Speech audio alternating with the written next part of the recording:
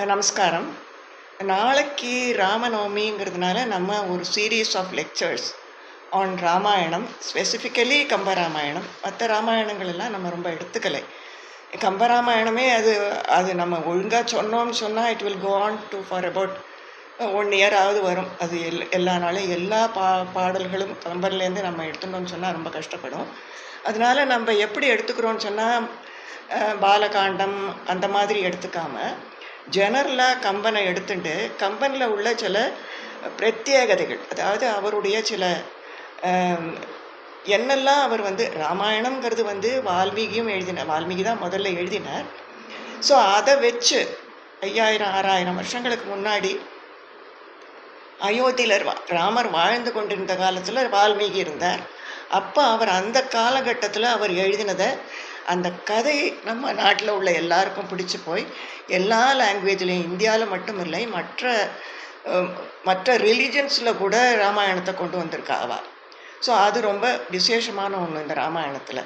So அந்த மாதிரி ராமாயணம் உலகம் பூராவும் ஃபேமஸாக இருக்க காரணம் என்ன அப்படின்னு சொன்னால் அதனுடைய அந்த பேசிக் கதை. அதாவது சாதாரணமாக சொன்னால் அது ஒருத்தன் இருந்தான், ஒரு ராஜா இருந்தான். அந்த ராஜாவோட ஒய்ஃபை இன்னொருத்தன் தூக்கிட்டு போனான். இவன் போய் அந்த ராஜா அவனோட சண்டை போட்டு அந்த ஒய்ஃபை திருப்பி கொண்டு வந்தான். இதுதான் சாதாரணமாக சொல்லக்கூடியது.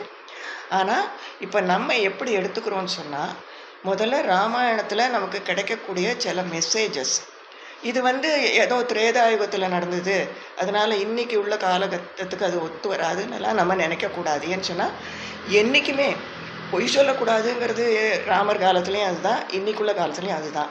அது மாறாது, அது எப்போதும் இருக்கக்கூடியது தான். அதே மாதிரி பிறன்மனை பிறன்மனை விழையாமை பேராண்மைன்னு சொல்லியிருப்பார் திருக்குறளில் திருவள்ளுவர். இன்னொருத்தனுடைய ஒய்ஃபை, இன்னொருத்தருடைய மனைவியை எந்த காலகட்டத்தில் எந்த காரணத்தை கொண்டும் தப்பான அபிப்பிராயத்தோட கூடாது அப்படின்னு சொல்லியிருக்கிறது இன்றைக்கும் அது உள்ளது தான். அதை நம்ம மீறுறோமா ஃபாலோ பண்ணுறோமா, தேட்ஸ் அ டிஃப்ரெண்ட் மேட்டர். ஆனால் அது இன்றைக்கும் இருந்துட்டு தானே இருக்குது இல்லையா? ஸோ அதனால தான் இந்த ராமாயணம் இத்தனை தூரம் என்றைக்கும் மக்களுடைய மனசில் அப்படியே இடம் பிடிச்சி இன்றைக்கும் சொன்னோம்னா ஆர்எஸ்எஸில் ஒரு பாட்டு உண்டு, சந்தனம் எங்கள் நாட்டின் புழுதி சிறுவர் அனைவரும் ராமரே சிறுமியர் எல்லாம் சீதையே. அது மாதிரி எல்லாருமே நம்மளை பொறுத்த வரைக்கும் ராமருங்கிறது ஒரு புருஷன், நமக்கு ஒரு உதாரணமாக திகழக்கூடிய ஒரு புருஷன். சீதை அந்த மாதிரி. இப்போது இன்றைக்கி நம்ம எடுத்துட்டு இருக்கிற டைட்டிலுக்கு முன்னாடி வரத்துக்கு முன்னாடி முதல்ல சில விஷயங்களை நான் சொல்லிடுறேன். அதாவது ராமாயணங்கிறது நான் ஏற்கனவே சொன்ன மாதிரி வட இந்தியாவில் 6000 வருஷங்களுக்கு முன்னாடி சமஸ்கிருதத்தில் எழுதினார். அந்த காலகட்டத்தில் அந்த நாட்டில் அந்த ஊரில் இருந்த கல்ச்சர் அல்லது சிவிலைசேஷன் அதெல்லாம் அதில் வந்திருக்கும். ஆனால் அதில் ரொம்ப மாற்றம் இல்லை. அது என்ன ஆயிடுத்துன்னா பிற்பாடு வந்தவர்கள் அந்த வால்மீகியுடைய ராமாயணத்தில் அவன் புருஷோத்தமன், அவ்வளவுதான். சத்தியபராக்கிரமன் புருஷோத்தமன். அவனை கடவுளாக நினச்சி அவதாரமாக நினச்சி அவர் அதில் எழுதலை, அதில் எழுத வேண்டி வந்திருந்தாலும் கூட அவர் மனசில் அந்த எண்ணம் இருந்திருந்தாலும் கூட அவர் அதை அந்த காவியத்தில் கொண்டு வரலை. அதுக்கப்புறம் ரொம்ப வருஷங்களுக்கு வந்த கவிஞர்கள் எழுதினாலும் கூட தமிழில் எழுதின கம்பராமாயணங்கிறது வால்மீகி ராமாயணத்துக்கு ஈக்குவலாக நம்ம கருத வேண்டியிருக்கு. ஏன்னு சொன்னால் முதல் காரியம் தமிழும் அத்தனை பழமையானது ஒன்று. ரெண்டாவது கம்பன் வால்மீகி அப்படியே மனசில் வாங்கிண்டு, சம்ஸ்கிருதத்தில் அதை மனசில் வாங்கிண்டு தன்னுடைய சைலியில் தன்னுடைய மெத்தடில் அதை கொண்டு வந்திருக்கான். அதை தமிழில் எழுதியிருக்கார். ஸோ அது ஒன்று. ரெண்டாவது கோசல ராஜ்யம்னு வால்மீகி சொல்கிறது கோசல ராஜ்யமே. ஆனால் கம்பன் கோசலம்னு காட்டுறது அநேகமாக சோழ நாடாக இருக்கும், அவருடைய சோழ நாடாக இருக்கும். அந்த காலகட்டத்தில் இருக்கக்கூடிய சில கலாச்சாரங்கள், சில பழக்க வழக்கங்கள்லாம் அதில் வரும். அதுக்கெல்லாம் இப்போ நம்ம 20th century ராமாயணம் எழுதினா எப்படி இருக்கும், அதுவும் அதே மாதிரி ஏதோ ஒரு சில மாற்றங்கள் வரலாம் இல்லையா? அது மாதிரி தான் அதை எடுத்துக்கணும். ஸோ இந்த மாதிரி அற்புதமான ஒரு காவியம் நமக்காக படைக்கப்பட்டிருக்கிறது.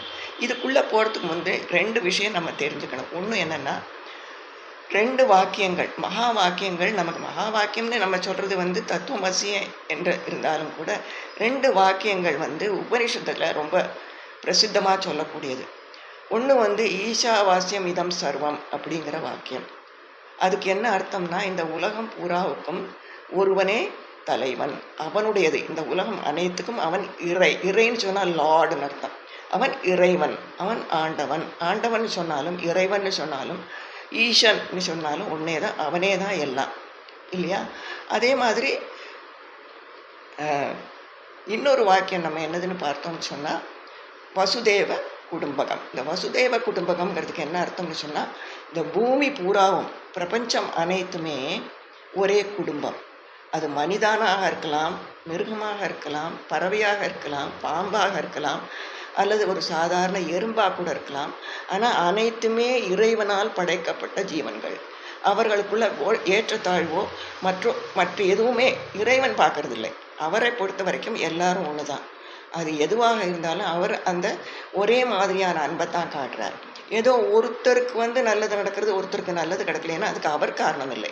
அதுக்கு நம்ம பூர்வ ஜென்மத்தில் செய்த சில காரணங்கள், சில காரியங்கள், அது இந்த காரணத்துக்கு அவை அமைகின்றன, அவை காரணமாக அமைகின்றன. ஸோ இந்த மாதிரி இருக்கக்கூடிய ஒரு விஷயத்தை தான் நமக்கு சொல்கிறதுக்காக இந்த வசுதைவ குடும்பகம்ங்கிறது வந்திருக்குது. எப்படி ஈஷாவாசியம் இதம் சர்வம்னு சொல்லும்போது இந்த உலகத்துக்கனத்துக்கும் ஒருவனே முதலாளி, நாம் எல்லாரும் அவருடைய தொழிலாளின்னு சொல்கிறோமோ, வசுதைவ குடும்பகம் சொல்லும்போது எல்லா ஜீவராசிகளும், அது இயற்கையாக ஒரு மரமாக இருக்கட்டும், எதுவாக இருந்தாலும் அவை அனைத்தும் இறைவனுடைய படைப்பு என்கிற காரணத்தினால எல்லாமே ஒன்றுக்கொன்று ஒரு கனெக்ஷன் இருக்குது. இதை பகவத்கீதையில் சொல்லும்போது ஒரு நூலில் த்ரெட்டில் எப்படி மணிகள் கோர்க்கப்பட்டிருக்கிறதோ, அதாவது இது சூத்திரே மணிகனா இவ, மணிகள் எப்படி கோர்க்கப்பட்டிருக்கோ அது மாதிரி இந்த எல்லா ஜீவராசிகளும் என்னால் படைக்கப்பட்டு ஒன்றுடன் ஒன்று டிபெண்ட்டாக தான் இருக்குது. ஒன்றுக்கு ஒன்று ரிலேஷன்ஷிப் இருக்குது. ஜீன் வைஸ் இருக்கா இல்லையாங்கிறதுலாம் அது வேறு சயின்டிஃபிக் ஃபேக்டர். ஆனால் இருக்குங்கிறது அவர் கடவுளே நமக்கு சொன்ன விஷயம். அதனால் அதை நம்ம ஏற்றுட்டு தான் ஆனோம். பகவானே பகவத்கீதையில் சொன்னது. ஸோ அந்த மாதிரி உள்ள ஒரு வசுதைவ குடும்பகத்தை நம்ம எப்படி ராமாயணத்தில் பார்க்குறோம். ராமாயணத்தில் இப்போ பாலகாண்டம் மாத்திரம் அப்படி பார்க்க மாட்டோம். நம்ம எல்லா காண்டமுமே அதில் வரும், அப் டு யுத்த காண்டம் வரைக்கும் வரும். ஆனால் சம்ஷிப்தமாக வரும். மொத்தமாக எல்லா காண்டமும் மொத்தமாக சொல்ல மாட்டோம். ஆனால் நம்ம இதில் இப்படி இருக்குது, இதில் இப்படி இருக்குது சொல்லிகிட்டே வரும்போது உங்களுக்கே புரியும் நான் என்ன சொல்ல வரேங்கிறது உங்களுக்கே தெரியும். ஸோ அது ராமாயணத்துலேருந்து தான் எடுத்துகிட்டு இருக்கோம்.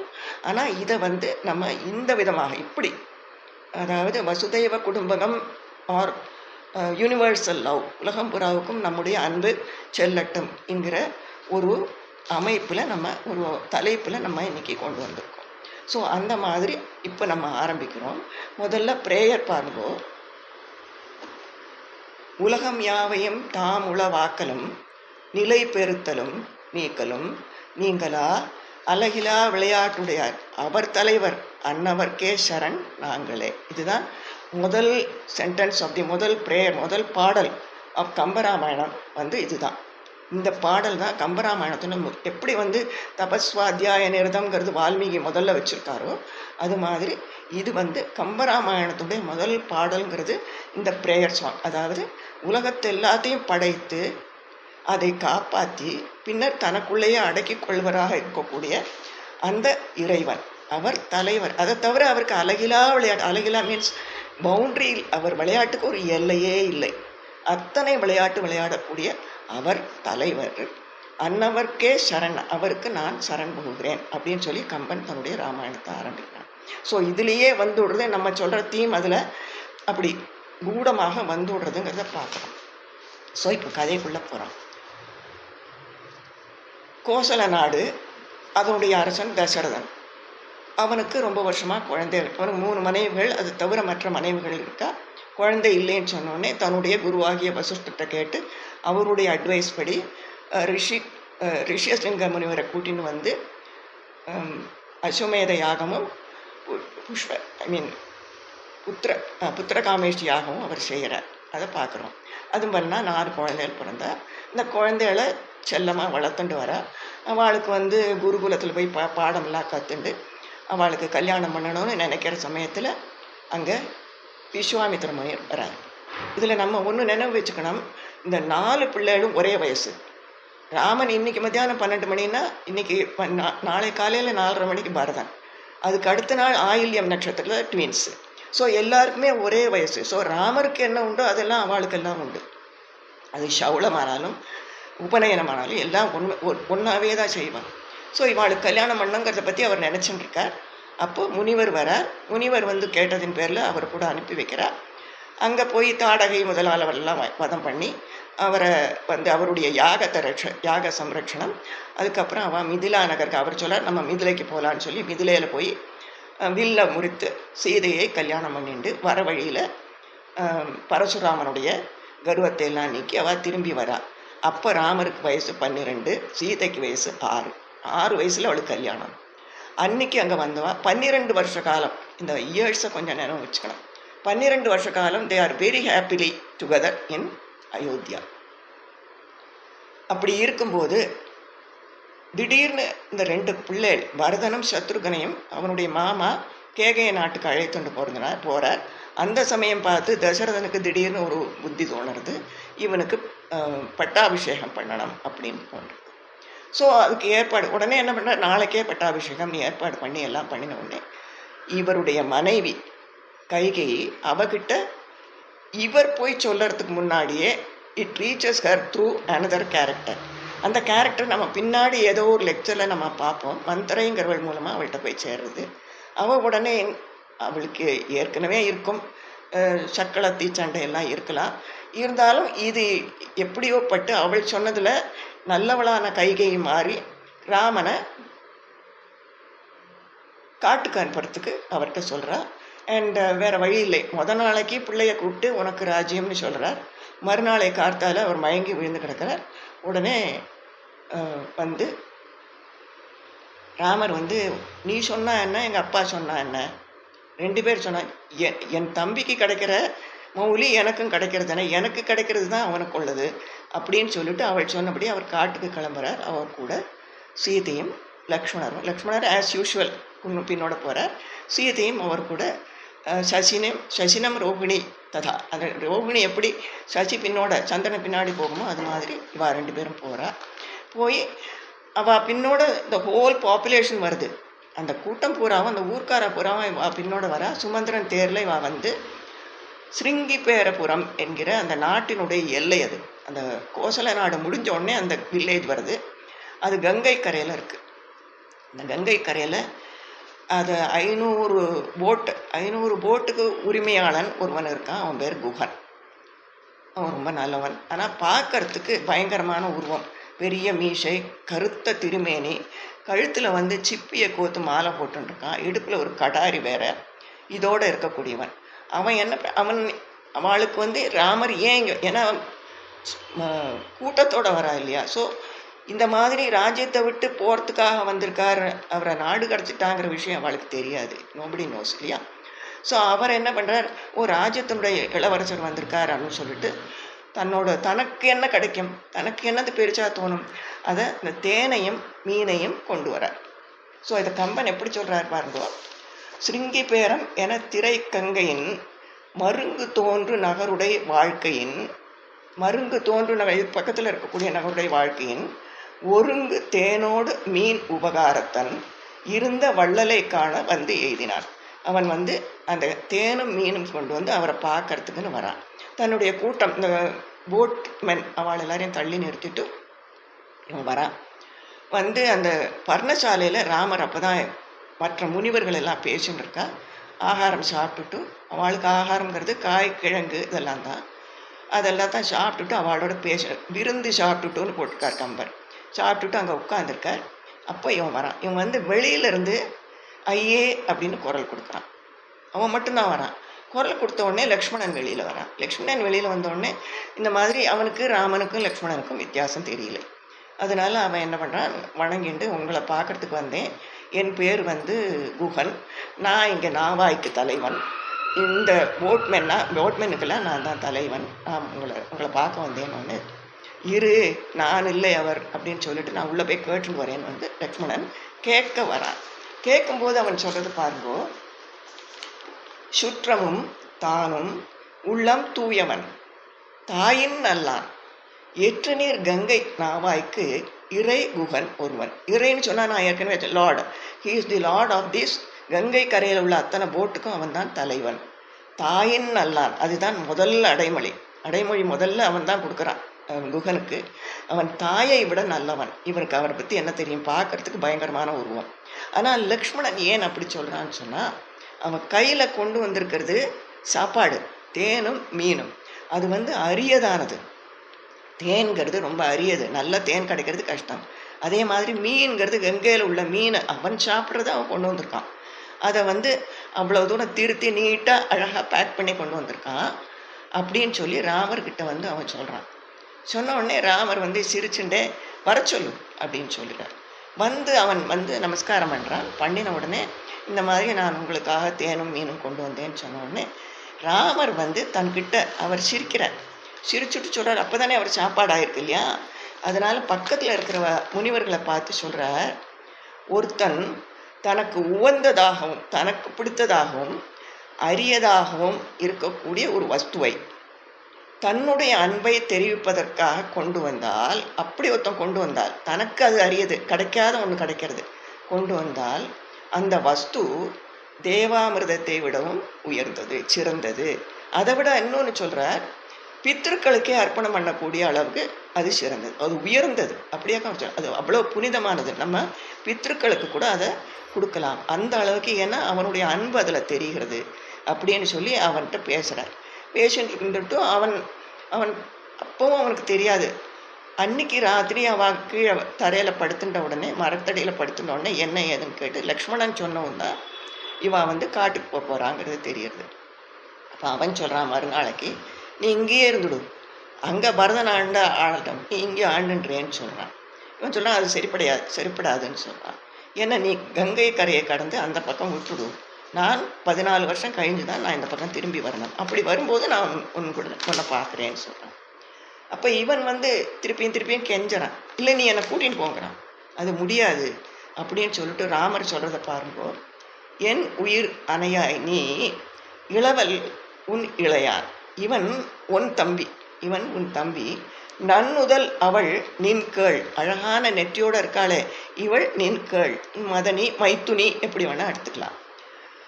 நளிர்கடல் நிலவெல்லாம் உன்னுடையது. நளிர்கடல் நிலவெல்லாம் உன்னுடையதுன்னு ஏன் சொல்கிறான்னு சொன்னால், இந்த பூமி பூராவும் எங்கே இருக்க இந்த கோசல நாடை வர்ணிக்கும் போது சொல்லியிருப்பா, கோசல நாடுக்கு அகழி கடலாம், அவ்வளவு பரந்த விருந்த சாம்ராஜ்யம் தசரதனோடது. அப்போ கடல் பூராவும் அகழியாக இருக்கணும்னு சொன்னால் அவன் எவ்வளோ பெரிய நாடாக இருக்கணும். உன்னுடையதுன்னு சொல்கிறான். பரதன் ஆள போகிற அந்த நாடு பூராவும் உன்னுடையது, அதுதான் இதுக்கு அர்த்தம். நளிர்கடல் நிலமெல்லாம் உன்னுடையது, அன்புல இனி நாம் ஐவர்கள் உளரானேன். நம்ம இனிமேல் 5 பேர், 4 பேர் இல்லை 5 பேர். அதை நினச்சிக்கோ, நீ என்னுடைய தம்பி, உன்னுடைய தம்பி இவன், உன்னுடைய இன்னொரு தம்பி தான் இப்போ பரதன் தான் ஆள போகிறான் அப்படின்னு சொல்லி அவனை தன்னுடைய நண்பனை அன்பனாக எடுத்து சொந்த தம்பியாக ஏற்றுக்கொள்கிறத பார்க்குறோம். இவ்வாறு அவனை சமாதானப்படுத்தி அங்கேருந்து அவன்கிட்ட ஒரு விதமாக சமாதானம் எல்லாம் படுத்திட்டு போகிறா. சித்திரக்கூடத்தில் கொஞ்ச நாள் இருக்கா. இந்த இயரை நம்ம நினைவு வச்சுக்கணும். ஏன்னா இங்கேருந்து கிளம்பும்போது ராமருக்கு 24 வயசு, சீதைக்கு 18 வயசு. அதை நினைவு வச்சுக்கணும். அதாவது இன்றைக்கி மாதிரி ஃப்ளைட்டிலெல்லாம் அவள் போலையே, காட்டில் நடந்து போகிறாள். ஸோ ஒவ்வொரு இடத்துலையும் தங்கி போய் சித்திரக்கூடத்தில் இருக்கும்போது தான் பரதன் வரான். சரி, இன்னுமே இங்கே இருந்தோம்னா நாட்டிலேருந்து யாரையும் பக்கத்தில் இருக்குன்னு வந்துட்டே இருப்பான்னு சொல்லிட்டு அங்கேருந்து கிளம்பி தண்டகாரண்யம் போகிறான். விராதன் வதை முடிஞ்சு ஒவ்வொரு இடமா போய் சுதீக்ஷ்ணருங்கிறது அகஸ்தியரோட தம்பி, அவரை பார்க்குறா. அவரை பார்த்துட்டு தண்டகாரண்யத்துக்குள்ளே போய் அகஸ்தியரை பார்க்குறா. இப்போ அகஸ்தியர் அவளுக்கு ராமருக்கு 2 அக்ஷயமான இருக்கக்கூடிய அம்பரா தூணிகள், அதாவது அதில் எப்போதும் அம்பு வந்துட்டுருக்கோம், அது 2 கொடுக்குறார். தன்னுடைய அஸ்திர சத்திரங்கள் நிறைய கற்றுக் கொடுத்துட்டு அவர் என்ன சொல்கிறார், நீ சிவன்கிட்ட பாசுபதாஸ்திரம் வாங்கி, அவன் வந்த காரியம் என்னது, இவனை கொல்றது இல்லையா, ராவணனை முடிக்கணும், அதுதானே. அதனால இதுக்கெல்லாம் அவர் வழி சொல்லி கொடுக்குறார். இந்த மாதிரி பாசுபதாஸ்திரம் வாங்கிக்கோன்னு சொல்கிறார். அப்போ அவன் ராமன் தவம் செய்து சிவபெருமான் ராமனுக்கு விஸ்வரூப தரிசனம் காட்டினதாக சொல்கிறார். அது அந்த இதில் இல்லை, திருச்செந்தூர் மகாத்மியத்தில் அது இருக்குது. ஸோ அந்த மாதிரி விஸ்வரூப தரிசனம் காட்டி அவருக்கு வேடன் உருவத்தில் தான் வரார், அர்ஜுனன் மாதிரி விஸ்வரூப தரிசனம் காட்டி பாசுபதாஸ்திரத்தை வாங்கிட்டு இவ இவ போகிறா. அப்போ அகஸ்தியர் சொல்கிறா, இங்கே கொஞ்சம் தூரத்தில் கோதாவரி தீரத்தில் பஞ்சவடின்னு ஒரு இடம் இருக்குது, ஜனஸ்தானம் பக்கத்தில். அழகான இடம், அமைதியாக இருக்கும். நீ அங்கே போய் வந்து நீங்கள் பர்ணசாலை வச்சுட்டு இருங்கோ அப்படின்னு சொல்கிறார். By then it is towards the end of 12th year. 12 வருஷம் ஆயாச்சவா வந்து. கொஞ்சம் கொஞ்சமாக போயிட்டு அது யோசனை பண்ணி நம்ம புரிஞ்சுக்கணும். வந்த உடனே போலேவா. ஸோ நடந்து வந்து இத்தனை ராட்சசர்களை நடுவில் இது பண்ணிகிட்டே வராவா, கொலை பண்ணிகிட்டே கொண்டுட்டே வரா. அப்புறம் இங்கே வந்து பஞ்சவடிங்கிற இடத்துக்கு அவள் வரா. அப்படி வரும்போது அந்த 3 பேரும் வந்துட்டுருக்கா. அப்போ அங்கே பக்கத்தில் ஒரு மரத்து மேலே ஒரு பறவை உட்காண்டு, ஒரு பேர்டு, வெரி பிக் பேர்டு, வெள்ளை நிறம். அதனுடைய பீக் வந்து சிவப்பாக இருக்கு. ரொம்ப பெரிய பறவை அது. அது வந்து அங்கே உட்காந்துருக்கிறத பார்க்குறா. முதல்ல இவாளுக்கு என்ன சந்தேகம் வரும், ராட்சசர்கள் இருக்கக்கூடிய இடம், அதனால் இது ஒரு வேளை ராட்சசனாக இருக்குமோ அப்படிங்கிற சந்தேகம் வருது. ஆனால் அவன் வந்து கழுகு கண்கள் இல்லையா, ஜடாயுக்கு கழுகு கண்கள். அவன் தூரக்கிறதே இவாளை பார்த்துட்டு, என்னது இது வரது ஒன்றுக்கு ஒன்று சம்மந்தம் இல்லாமல் இருக்குது, கையில் வில்லும் வாளும் வச்சுருக்கா, ஆனால் மரவுரியும் ஜடாமுடியும் இருக்குது, பக்கத்தில் ஒரு பொம்பளை வேற, இது என்னதுன்னு அவன் மனசில் தோணின்னு இருக்கு. ஆனால் அவன் கிட்டக்க வர வர அந்த முகத்தை பார்த்த உடனே அவனுக்கு தசரதனுடைய நினைவு வருகிறது. ஸோ தசரதனுக்கு இவாளுக்கு என்ன சம்மந்தம், நமக்கு தான் தோன்றது போல் இருக்கு, நம்முடைய நண்பனை மாதிரி அப்படின்னு நினச்சுட்டே கிட்ட வரான். வந்த உடனே இவா கிட்ட கேட்குறான், நீங்கள் யார் அப்படின்னு கேட்டோன்னே லக்ஷ்மணன் சொல்கிறான், நாங்கள் வந்து தசரதன், கோசல நாட்டினுடைய ராஜா தசரதன், அவருடைய பிள்ளைகள் நாங்கள் இப்படி எங்கள் அப்பா சொன்னபடி நாங்கள் காட்டில் வந்திருக்கோம் அப்படின்னு சொன்ன உடனே, எதுக்கு இந்த பொண்ணை கூட்டின்னு வந்தேள், இந்த சின்ன பொண்ணை ஏன் கூட்டின்னு வந்தேள் உங்களோடன்னு கேட்குறான். இல்லை அவள் வருவேன்னு அடம் பிடிச்சா, அதனால கூட்டின்னு வந்தோம். சரி, அப்பா அவர் சொல்கிறார், இங்கே வந்து பூராவும் ராட்சசர்கள், ரொம்ப பத்திரமா இருக்கணும் நீங்கள் சொல்லிட்டு, அப்போ அவர் ஒன்று சொல்கிறார், நீங்கள் வந்து ரொம்ப எந்த காரணத்தை கொண்டும் சீதையை தனியாக விடாதீங்க. ஒன்றா நீ இருக்கணும், இல்லைன்னா உன் தம்பி இருக்கணும், உன் கும்பி இருக்கணும், நீ இரு, இல்லைன்னா உன் தம்பியை இருக்கவை அப்படின்னு சொல்லிட்டு அவர் வந்து அந்த இடத்த காட்டிட்டு அவர் தள்ளி போயிடுறார். ஆனால் அவர் சும்மா இருக்கலை. அதை தான் கம்பன் என்ன சொல்கிறான், வார்பொற் கொங்கை மருகியை, அவளுடைய அழகான மார்பகங்கள் நிறைந்த மருகின் மீன்ஸ் மருமகள், மருகியை, மக்களை, தன்னுடைய மக்களை ஏற்ப சிந்தனை இட்டு அவ்வரக்கர்தம் சீர்ப்பை சிக்கர தேறினன். அவனுக்கு தெரியும், இந்த அரக்கர்களுடைய குணங்கள் பூரா தெரியும். சேக்கையில் பார்ப்பை பார்க்கும் பறவையில் பார்க்கிறான். ஒரு மரப்பொந்தில் குஞ்சு பொறிச்சு வச்சிருக்கு ஒரு பறவை. அந்த பறவை என்ன செய்யும், மரப்பொந்துக்குள்ளே தானே இருக்குன்னு அது போயிட்டு சும்மா இருக்காது, வந்து பார்த்துட்டே இருக்கு. ஏன்னா ஒரு பாம்பு வரலாம், அல்லது பூனை வரலாம், மரம் ஏறக்கூடிய ஏதேனும் ஒரு மிருகம் வந்து தன்னுடைய குஞ்சுகளை கொத்திட்டு போயிடக்கூடாது. அதுக்காக அந்த பறவை வந்து பார்க்குமா. அது மாதிரி இவன் வந்து இவாளுக்கு இடத்த காட்டி கொடுத்தோ எல்லாம் பண்ணின அப்புறம் இவா இருக்கிற இடத்த அப்பப்போ வந்து இவன் சுற்றி வந்து கவனிச்சுட்டே தான் இருக்கான். ஏன்னு சொன்னால் அவள் மருமகள், இவர்கள் மக்கள்னு அவன் நினைக்கிறான். தசரதன் அவனுடைய நண்பன் இல்லையா, நெருங்கின நண்பன் வேற. சம்பராசுர யுத்தத்தில் வந்து தசரதன் இவருடைய உயிரை காப்பாற்றிருக்கான். அதனால தசரதனுடைய அந்த நினைவினால இவா 2 பேரையும் பிள்ளைகளாக நினச்சிட்டு, அவளை பெண்ணாகவும் மருமகளாகவும் நினச்சிட்டு அவன் அவளை பார்த்துட்டு இருக்கான். இவன் என்ன செய்கிறான், இதுக்கு முன்னாடி ராமன்கிட்ட பேசும்போது ராமன் உங்கள் அப்பா சௌக்கியமான்னு கேட்க, அப்பா இல்லைன்னு சொன்ன உடனே அவன் வேதனைப்பட்டு நானே என் உயிரை விடுறேன்னு சொல்கிறான். அப்போ ராமர் சொல்கிறார், எங்கள் அப்பா வந்து எங்களை என்னது ஒரு இது இல்லாமல் எங்களுக்கு நிர்கதியாக, இந்த வார்த்தையை யூஸ் பண்ணிருப்பான், நிர்கதியாக விட்டுட்டு போயிட்டார். இப்போ நீங்கள் ஒரு பெரியப்பா கிடச்சிருக்க, நீங்களும் போனால் எங்களுக்கு யார் இருக்கான்னு கேட்குறான். ஸோ அது இட் டச்சஸ் ஜடாயு. ஒரு பறவை தான், 5 சென்சஸ் தான் அதுக்கு உண்டு. ஆனாலும் கூட அதனுடைய அந்த அன்பு அதுதான் அதில் விசேஷம். ஸோ முடிவில் இவர்கள் இருக்கிறார்கள். அப்புறம் வந்து சூர்பனகை படலம் வருது. சூர்பனகை வந்து மூக்கருபட்டு ஜனஸ்தானத்தில் உள்ள கரதூஷண வதம் நடக்கிறது. 14,000 ராட்சசர்களை அவன் கொல்றான். கொன்னுட்டு அங்கே இருக்கும்போது அவனுக்கு தெரியும் இதுக்கு வந்து இட் வில் ஹேவ் அ ரிப்பர்கஷன்ங்கிறது ராமருக்கு தெரியும். ஸோ அவள் கேர்ஃபுல்லாக தான் இருக்கா. பட் ஒரு அழகான மானை பார்த்து இவள் ஆசைப்பட்ட உடனே அவனால் ஒன்றும் செய்ய முடியலை. அந்த இடமெல்லாம் ரொம்ப அழகாக இருக்கும். அவன் லக்ஷ்மணன் சொல்கிறான், இந்த மானை நம்பாதே, இது வந்து சரியான இது இல்லை, இந்த மாதிரி ஒரு மான் உலகத்திலேயே கிடையாது அப்படின்னு சொல்கிறான். விவேகமாக பேசுகிறான் லக்ஷ்மணன். ஆனால் ராமர் தன்னுடைய மனைவி கண்ணில் வந்து நீர் வருதுங்கிறோடனே அந்த மானை தொடர்ந்து போகிறான். அதுக்கப்புறம் நடந்தது நமக்கு தெரியும். அவனை கொல்லும்போது அவன் கத்த லக்ஷ்மணனை துரத்தி விடுறா. இவ வேண்டாத வார்த்தைகள் சொல்லி அவனை துரத்தி விடுகிறார். ஸோ அவள் தனியாக இருக்கும்போது ராவணன் வருகிறான். ராவணன் வந்து அவளை எப்படி கொண்டு போகிறான்னா, வால்மீகி ராமாயணத்தில் முடியை பிடிச்சி இப்படி தொடையில் கையை கொடுத்து அவன் தூக்கிட்டு போனான் தேருக்குன்னு வரும். இதில் அப்படி இல்லை. அவன் தன்னுடைய 20 கைகளையும் கொண்டு அந்த பர்ணசாலையை அப்படியே அகழ்ந்து எடுத்து, அதுதான் ராமர். நான் சொன்னேன், அதுதான் கம்பருக்கும் வால்மீகிக்கும் வித்தியாசம். வால்மீகி கண்டதை அப்படியே எழுதினார். கம்பரால் அது தாங்க முடியல. சீதையை இன்னொருத்தன் தொடர்தா அப்படின்னு அவர் சோழ நாட்டில் பிற்காலத்தில் வந்தவர் இல்லையா, அவரால் அது தாங்க முடியல. அதனால அவர் பர்ணசாலையோட ஆழ்ந்துட்டு போகிறதாக சொல்கிறார். இவள் அலற கேட்டு ஜடாயு வரான். ஜடாயு எப்படி போர் செய்கிறான்னா, முதல்ல அந்த துவஜத்தை தேரோட கொடியை அறுத்து விட்றான். அவனுடைய வீக்குனால குத்தி கிளறி பக்கமாக அவனுக்கு ரத்தம் வருது. ராவணனுடைய ரத்தம் அப்படியே பெருகிறது. அவனால் இவனை ஒன்றுமே பண்ண முடியலை. இவளானா ஒரு பக்கம் கத்தின்னு இருக்கா, வேண்டாம் நீ போயிடுங்கிறா அந்த பறவைகிட்ட. அது வேற வழி இல்லாமல் தன்னுடைய சந்திரஹாசங்கிற வாழை வச்சு ஜடாயுவை அந்த இறக மட்டும் வெட்டி தள்ளுறான். ஜடாயு கீழே விழுறான். ராவணன் அவளை கொண்டு போயிடுறான். அது அவ்வளோதான்.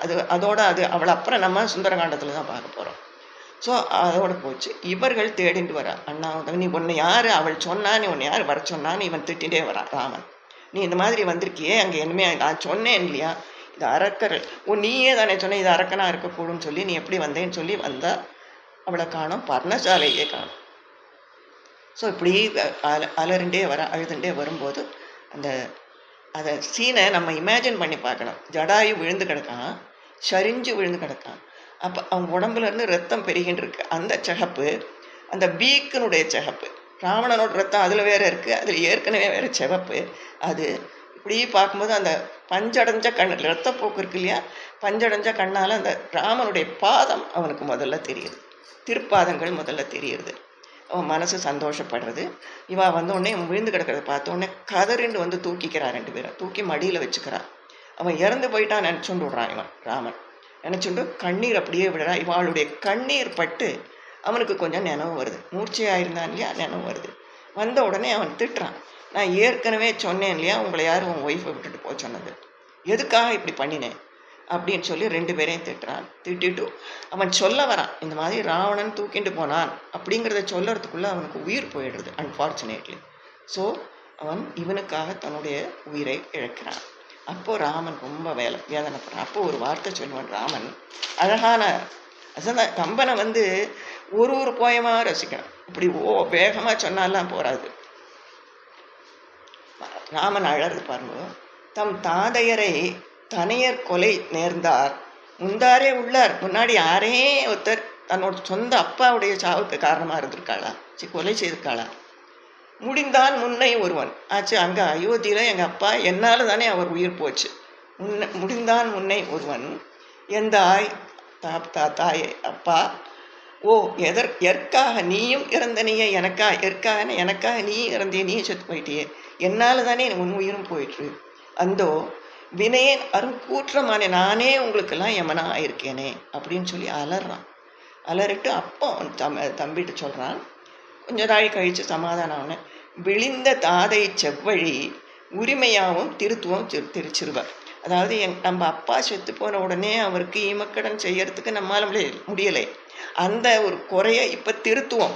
சிறுவன தம்பி அப்போ நம்ம செய்ய முடியல இல்லையா, இப்போ நம்ம அந்த குறையை இப்போ தீர்த்துடுவோம், இவனை தந்தையாக நினைத்து இவனுக்கு ஈமக்கடன் செய்வோம் அப்படின்னு சொல்கிறான்.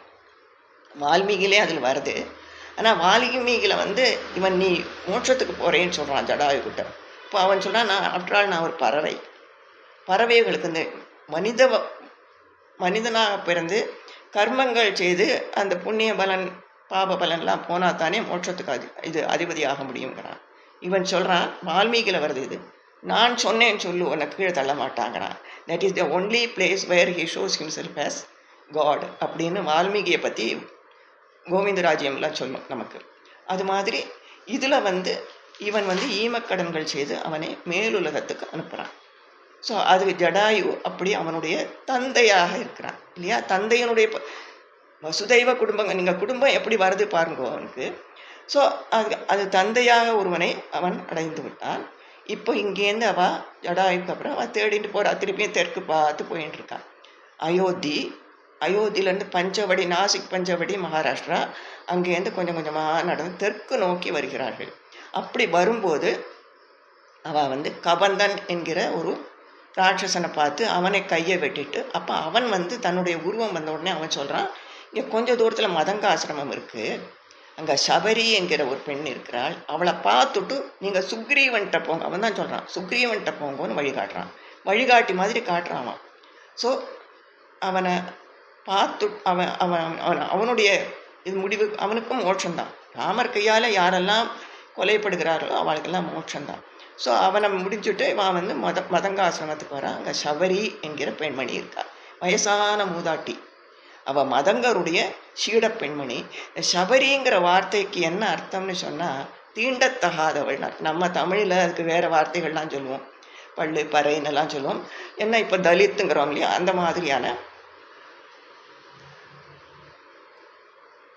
அந்த மாதிரியான ஒரு கம்யூனிட்டி, தாழ்த்தப்பட்ட வகுப்பு வச்சுக்கோங்களேன். அவள் அந்த மதங்க முனிவருக்கு நிறைய அவள் சர்வீஸ் பண்ணுறதுனால அவர் அவளுக்கு ராமநாம உபதேசம் பண்ணுறார். உனக்கு ஒரு குறையும் வராது, நீ பின்னாடி ராமரும் லக்ஷ்மணரும் இங்கே சீதையை தேடிட்டு வருவா, அப்போ நீ அவளுக்கு வயிற்றுக்கு ஆகாரம் கொடு, மனசில் வருத்தத்தோடையும் உடம்பில் டயர்டாகவும் வருவா, அவளுக்கு நீ ஆகாரம் கொடுன்னு சொல்கிறார். சரின்னு சொல்லிட்டு இவ காத்துட்டுருக்கா, ராமரும் லக்ஷ்மணரும் வருவார்னு எத்தனை வருஷமாக காத்துட்டுருக்கா. அது எப்படின்னா டெய்லி போவா, ஏன்னா பழங்கள் மறுநாளைக்கு இருக்காது. ஸோ இவன் என்ன தினசரி போவா, அங்கே போய் ஒரு நிறைய மரங்கள் அங்கே இருக்கும். இந்த மரங்கள்லேருந்து ஒவ்வொரு மரமாக பழத்தை எடுத்து சாப்பிட்டு பார்த்துட்டு எந்த மரத்தில் உள்ள பழம் சுவையாக இருக்குதுன்னு அவளுக்கு நல்லா தெரியும். இத்தனை வருஷமாக பண்ணியிருக்கா இல்லையா, அதனால் அதிலிருந்து உள்ள பழம், மாம்பழம், கதலிப்பழம், அதெல்லாம் அதிலேயே போட்டிருக்கோம். கதலி, மாவின் பழம் எல்லாத்தையும் எடுத்து வச்சு கொண்டு வச்சுப்பா. அன்றைக்கி அவர் வரமாட்டார். திருப்பி மறுநாளைக்கு தம்பிட்டையும் கொட்டிட்டு திருப்பியும் பறிச்சுடுவார். இதே வேலையாக ராமராமாங்கிற ஜபம், இந்த அவருக்கு ஆகாரம் கொடுக்கணுங்க, இந்த சிந்தனையோடையே அவள் இருக்கா. இவளை பார்க்க ராமரும் லக்ஷ்மணரும் வரா. வந்த உடனே அவளுக்கு ஒரே சந்தோஷம். அவளை வரவேற்று அவரை நமஸ்காரம் பண்ணுறான், அவர் அவளுக்கு நமஸ்காரம் பண்ணுறார். அதுதான் அதில் ஆச்சரியம். அவளை சாதாரண தீண்டத்தகாத இனத்தை சேர்ந்தவளாக இருந்தாலும் அவளை நமஸ்காரம் பண்ணி, அம்மா நாங்கள் வந்திருக்கோம் அப்படின்னு சொன்னோடனே அவள் அவளுக்கு பழம் கொடுக்குறாள். பழத்தை அன்போடு சாப்பிட்டுட்டு, அவள் கொடுத்த பழத்தை அழகாக வாங்கி சாப்பிட்டுட்டு அவள் கிளம்பும்போது அவள் சொல்கிறா, கொஞ்சம் இருங்கோ, நான் மேலுலகம் போக வேண்டும், அதுக்கு நீ சாட்சியாக இருக்கணும்னு சொல்லியிருக்கார் எங்கள் குரு, அதனால் நில்லு அப்படின்னு சொல்லிட்டு அவள் எதிர்க்கிறையே அவள் தன்னுடைய உடலை விட்டு உயிரை நீக்கி மேலுலகம் போகிறார். அதுக்கு இவர் சாட்சி. இப்போ ஜடாயுக்கு இவர் மோட்சம் கொடுக்குறார், ஆனால் மற்ற பேர்கள் எல்லாருக்கும் மோட்சம் அவர் கொடுக்குறார். கும்பகர்ணனுக்கோ ராவணனுக்கோ எல்லாருக்கும் மோட்சம். ஆனால் இவளுடைய மோட்சத்துக்கு அவர் சாட்சியாக இருக்கார். அதுதான் சபரியினுடைய ஒரு உயர்ந்த ஒரு நிலை. அது எந்த அளவுக்கு அவர் ஜாதி மதம் எதையுமே அவர் யோஜனை பண்ணி பார்க்கல, அதுதான் அதில் விசேஷம். இப்படி சபரிகிட்ட பேசின்னு இருந்துட்டு அவன் அங்கேருந்து எங்கள் ரிஷ்யமுக பர்வதத்தில் அவன் காத்துட்டுருக்கான். யார்? சுக்ரீவன் இருக்கான் இல்லையா, ஸோ அவனை பார்க்க போனான். இதில் நம்ம பார்த்தோம்னா மற்ற எல்லாரும் விபீஷ்ணன் சரணாகதின்னு காலில் விழுவான். ஜடாயு இவன் யாருன்னு பார்க்கறதுக்கு ஃப்ரெண்ட் ஆவான். குகன் இவனை பார்க்க வருவான். ஆனால் சுக்ரீவனை மட்டும் ராமன் தேடிட்டு போவார். அது ரொம்ப விசேஷமான ஒன்று. மற்ற இப்போது இப்படி சொல்லுவாள், சின்முத்திரையை காட்டுறது இந்த இந்த ரெண்டு பேரில் சொல்லுவாள். ஒன்று பரமாத்மா, ஒன்று ஜீவாத்மா. இந்த ரெண்டு இணையணும்னா இது மேலே வந்தால் மாத்திரம் போகாது, இது கீழே வரணும். இதுவும் இறங்கி வந்தால் தான் ரெண்டு சேரும், இல்லைன்னா இதை மாத்திரம் கொண்டு போய் பரவ முடியாது. அது மாதிரி பரமாத்மாவாக இருக்கக்கூடிய ராமன் சுக்ரீவனை தேடிட்டு போகிறான் அப்படின்னு சொல்லி ரொம்ப பெரியவாள்லாம், அதுக்கு மகான்கள்லாம் அப்படி ஒரு ஆச்சரியமான ஒரு விசேஷனம் கொடுப்பான். ஸோ அந்த மாதிரி இவன் சுக்ரீவனை தேடிட்டு போகிறான். அனுமானை பார்க்குறான், சுக்ரீவனை பார்க்குறான். சுக்ரீவன்கிட்ட போன உடனே அவள் வீட்டில் வாங்கோ, விருந்துண்ண வாங்கோ. அவன் அப்போ இவாளுக்கு தெரியாது, அவனுடைய நிலை என்னங்கிறதுலாம் தெரியாது. வாலி துரத்து இங்கே இருக்காங்கிறது தான் தெரியும். ஸோ இவன்கிட்ட கேட்குறான். இவன் இருக்கும்போது சாப்பிட வாங்கும்னு சொல்லி அவள் ஒரு அரண்மனை மாதிரி இருக்கும் இல்லையா, அந்த இடத்துல அந்த குகைக்குள்ளே அவளுக்கு சாப்பாடு போடும்போது சுக்ரீவன் தன் கையால் இவளுக்கு பரமாறுறான். அப்போது ராமருக்கு தோணுறது, ஏன்னா இவ வீட்டில் பொம்பளைகள் இல்லையா, இவனுடைய மனைவி இருக்கணும் இல்லையா, அவள் தானே பரிமாறணும் அப்படின்னு தோணுறது. 2 பேருக்கும் தோன்றுறது, அண்ணா தம்பி 2 பேருக்கும் தோன்றுறது. ஸோ அவள் அதை ஒன்றும் கேட்டுக்கல. சாப்பிட்டுட்டு வெளியில் வந்தப்புறம் ஹனுமான் சொல்கிறான். உங்களுக்கு ஆச்சரியமாக இருக்கும், இந்த மாதிரி வாலி ஒரு சின்ன ஒரு மிஸ் அண்டர்ஸ்டாண்டிங்கில் இவனை உலகம் பூராவும் துரத்தி அடித்தான். அதுக்கப்புறம் இவனை துரத்திட்டது மட்டும் இல்லை, அவனுடைய மனைவியையும் தன்னுடைய மனைவியாக அவனை கொண்டிருக்கிறான், எடுத்துட்டான் அப்படின்னு சொன்னோடனே ராமருக்கு அது கோபம் வரும். ஏன்னா அவரே ஒரு வில் ஒரு சொல்னு இருக்கக்கூடியவர். அவருக்கு அது பிடிக்காது. இன்னொரு மனைவியை பற்றி நினைக்கக்கூட முடியாது. கனவிலும் இந்த ஜென்மத்தில் கிடையாதுன்னு சொன்னவர், கனவிலும் கூட நினைக்க மாட்டார். அப்படிப்பட்டவர் அவன் சுக்ரீவனுடைய மனைவியை வாலி வாலி பெரியவன், சுக்ரீவன் இளையவன். இளையவனுடைய மனைவி அவனுக்கு மகள் மாதிரி இல்லையா, இந்த மாதிரி ஒரு அன்நேச்சுரல் ரிலேஷன்ஷிப்பை அவன் எப்படி கொண்டு வந்தான் அப்படின்னு சொல்லி அவருக்கும் ஹி டிசைட்ஸ். அப்போ ஆன் தி ஸ்பாட் உன்னுடைய அண்ணாவை கொண்டுட்டு உனக்கு நான் ராஜ்யம் தரேன், சாம்ராஜ்யம் கொடுக்குறேன், உன்னுடைய கிஷ்கிந்தா ராஜ்யத்தை வாங்கி கொடுக்குறேன்னு சொல்லி அப்போ அவன் சபதம் பண்ணுறான். அப்போ இவா 2 பேரும் அலையன்ஸ் ஃபார்ம் பண்ணிக்கிறா. அந்த அலையன்ஸ் ஃபார்ம் பண்ணும்போது அக்னியை சுற்றி சொல்லும்போது சொல்கிறார், அலையன்ஸ்னால் இதுதான் அலையன்ஸ். ஏன்னா இது எவர்லாஸ்டிங், உனக்கு பிடிக்காது நான் செய்வேங்கிறதெல்லாம் இல்லை. மற்றினி உரைப்பது என்னே சொல்கிறான் ராமன். சொல்கிறான் யார்கிட்ட, சுக்ரீவன்ட்டு, மானிடை மண்ணில் நின்னை செற்றவர் எம்மை செற்றார். உங்கூட யாரெல்லாம் எதிரியாக இருக்கிறாள், செற்றார் உங்ககிட்ட யுத்தம் பண்ணுறவா எல்லாரும் எனக்கும் எதிரிகள். தீயரே ஆனால் கூட, தீயவர்களாக இருந்தாலும் கூட உன்னோடு உற்றவர், உன்னோடு சேர்ந்தவா எமக்கும் உற்றார், என்னோடு சேர்ந்தவள் எனக்கும் அவர்கள் உற்றார். உற்றார்னா உறவினர்னு அர்த்தம். உன் கிளை எமது, உன்னுடைய சொந்தம் பூராவும் என்னுடைய சொந்தம்.